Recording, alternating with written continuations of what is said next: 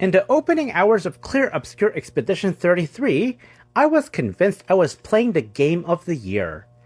30 hours later, it's still incredible, but I can't help feeling there's some untapped potential beneath its brilliance. 67 years ago, the world fractured in a spatial distortion. The city of Lumière was cast into the ocean, and far away, a colossal rock appeared bearing the number 100. Every year, the number decreases, and everyone who reaches that age dies.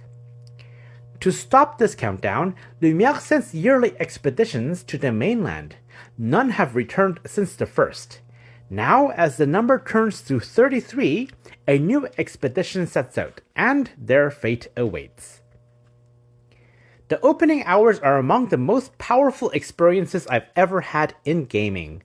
The sense of hopelessness, wonder, and awe is unmatched, elevated by breathtaking visuals, motion-captured performances, and expressive voice acting. It's a masterclass in emotional storytelling and artistic ambition. But as the journey continues, the narrative shifts. The story becomes cryptic, almost Dark Souls-like, where lore is whispered through the environment rather than spoken aloud.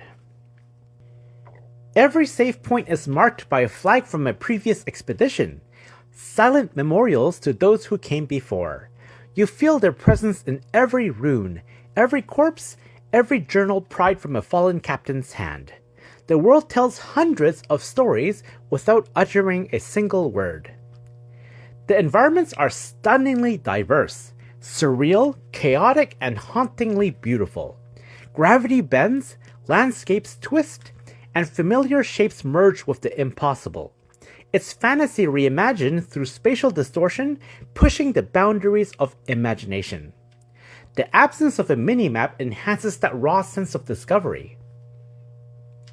Some paths lead to rewards such as equipment. The best rewards are locked under domes that require you to shoot 3 keys hidden somewhere in the environment. Exploration feels earned, not handed to you. Turn-based combat has a reputation of being boring and uninspired, where you just mash the confirm button all day. But this combat system is none of those thanks to dodging, countering, aiming, and conditional effects. The AP and skill system borrows many elements from card games like Magic the Gathering, but the parry system is perhaps the most interesting.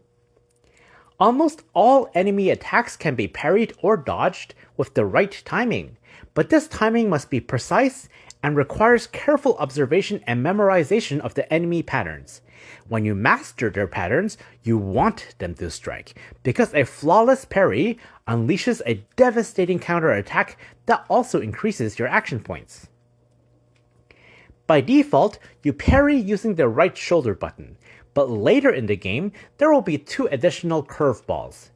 When time slows down and the color disappears from the screen, you need to parry using the right trigger. When the enemy flashes a ground attack icon, those attacks have to be avoided using the jump button. Failure is part of learning the game, and the attack patterns and difficulty are brutal. Yet, some of the most exciting moments in the game is when you finally successfully parry the entire pattern and watch as your character smashes the enemy face in a well-deserved counterattack. Healing items reset at save points, but you only carry a few, forcing you to rely on skill, not stockpiles. Each turn grants 1 action point, but clever skill chains can generate more. One character, for instance, drains enemy shields and converts them into AP, enabling massive combo bursts. Every party member plays differently, with unique states, weapons, and pictos that shape their strategy. The depth here deserves its own video. Still, Expedition 33 isn't flawless.